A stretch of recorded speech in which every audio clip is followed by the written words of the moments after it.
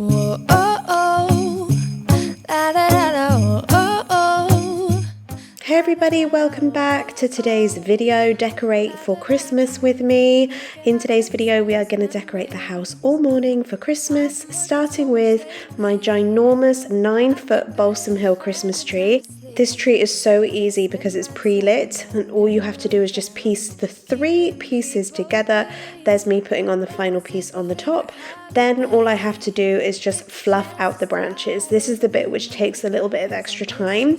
As you can see, the tree comes with these gloves that you can wear because the tree is so realistic. Some of the things, the pine needles can be a bit sharp, so I wear the gloves just to stop myself from hurting my hands. But I'm just going to work my way through all the levels, fluffing up all of the branches, and then I'm going to show you this amazing Amazon find hack, which is this light switch. So I'm going to plug in the tree now using this special little plug that I got from Amazon, because no one wants to be doing this 2 times a day, turning on and off the Christmas lights.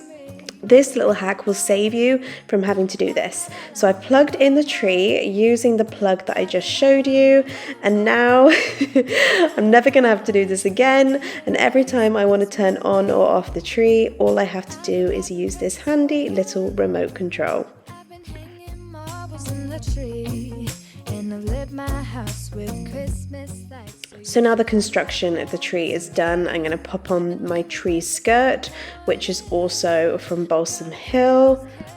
You love, we'll be singing all the melodies until the sun comes up. And it's time to decorate. I always start by using beads. These silver tree beads are just from B&M and they are super cheap, but I find it's a lovely little touch before you add on your baubles. So I'm just going to add one at a time. I'm going to start with my biggest ones and then I do the little ones last of all. So I have some really sentimental baubles, like this one here, which says Cooper's First Christmas, and I have ones of the boys' handprints. I even have a glass bauble that Clint got for me for our very first Christmas together, and it must be more than 15 years old now. I don't even know how old it is, but it's still going strong. Then once it gets a little bit more filled out, I will go in with some smaller baubles just to sort of fill out the tree. Here it is. That's the one that Clint got me for our first Christmas. I love that one so much. I'm going to put it up at the top so that there's no chance of the kids breaking it. Just you and nobody else. It's so good to see you again, to see you again. Baby, this year it's just gonna be you and me. Hang by the fire. These are my smaller sort of filler baubles, these lovely glass ones that are from Balsam Hill. I'm going to go in now and just fill in all of the gaps with those. Hold you close.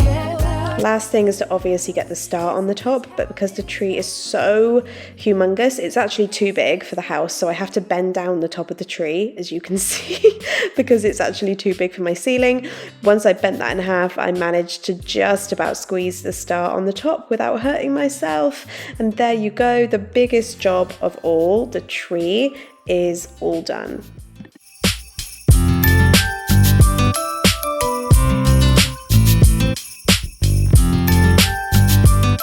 Next up, I'm going to show you another hack, hanging my garlands. This is an extendable shower rail that I'm going to use to hang my garlands in my doorways.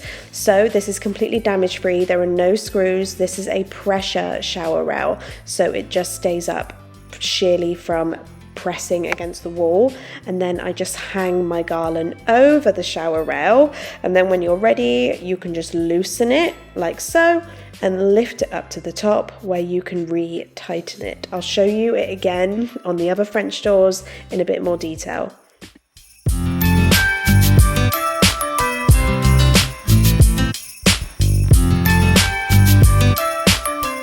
So here I go again, I get the shower rail and I just make it nice and tight against the walls. Then I can get my garland and work it through like a sort of massive boa constrictor and snake it over the rail. These pre-lit garlands are from Balsam Hill, and then I actually ended up going over them with some faux eucalyptus as well, just to like beef it out. but this hack has worked brilliantly. They've been up for a week now and they have not fallen down. I was sure they would fall down the first morning that I did it, but I can confirm they are still going strong. Really cheap and easy Christmas hack.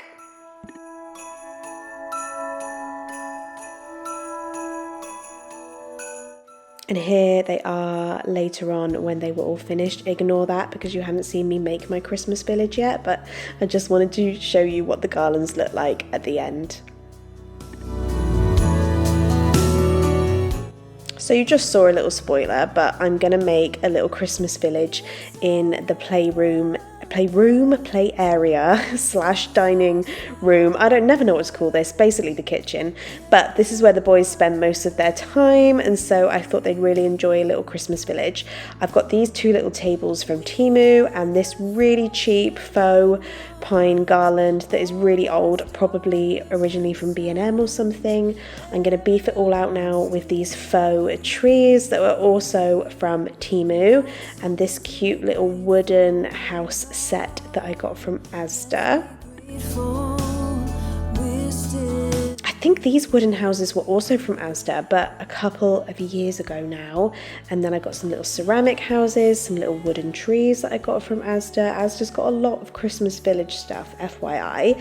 This cute little gonk was from Temu. And then I'm going to beef out the Christmas village using these faux pine branches. These are from Temu and they're super handy because they're just single branches that you can just shove in just to beef out a display like this. And here's the finished result. I think it's really magical and the boys absolutely love it.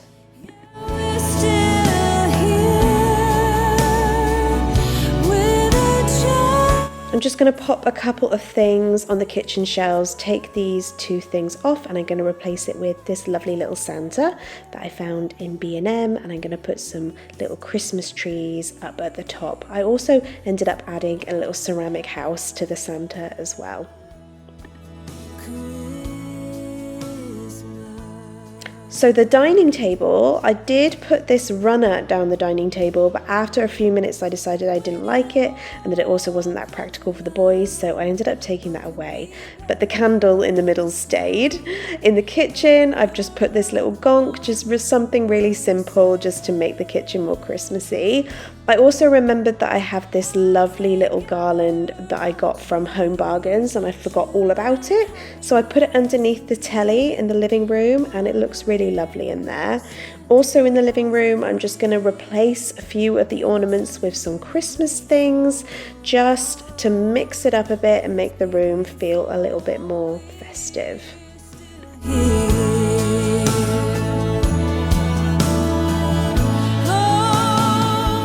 I also have my favourite ginormous gonk that I got from B&M last year. I love him. But here is the finished house for Christmas 2023. This is the back room, the kitchen, play area, which is feeling super Christmassy and magical for the boys. And then the living room, which is a bit classy and elegant, and I love it. The boys also have their own Christmas tree upstairs on the landing that they decorate completely themselves, and they love that as well. But guys, thank you so much for watching this year's Christmas video. Don't forget to subscribe before you go. I upload 3 times a week, and I'll see you in my next video.